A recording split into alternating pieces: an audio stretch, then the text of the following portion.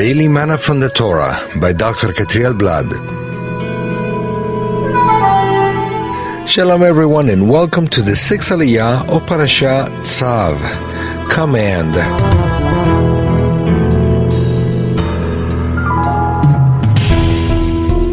We find this Aliyah in Leviticus chapter 8, verse 22 to verse 29.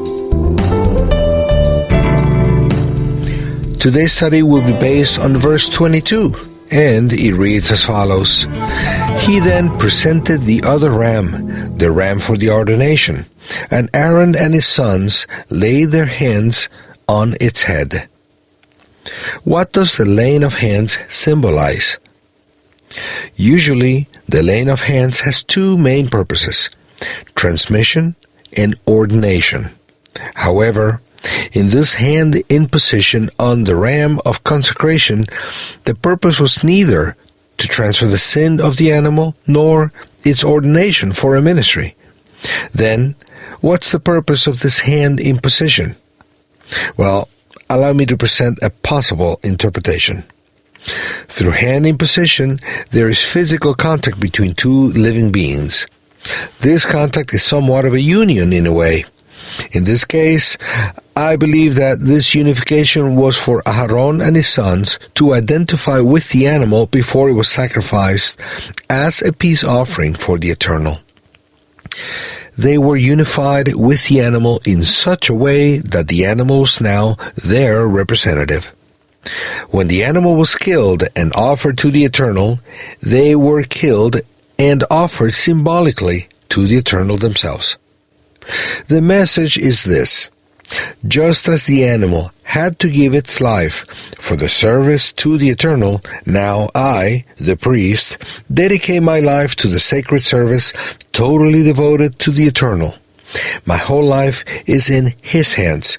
I don't live for myself. I gave Him my life, and I only live to fulfill His ministry. For other things, I am dead. The same principle is valid for heavenly priesthood according to the order of Melchizedek.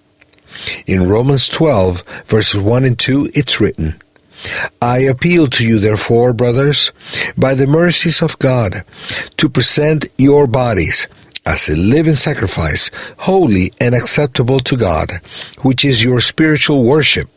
Do not be conformed to this world, but be transformed by the renewal of your mind, that by testing you may discern what is the will of God, what is good and acceptable and perfect.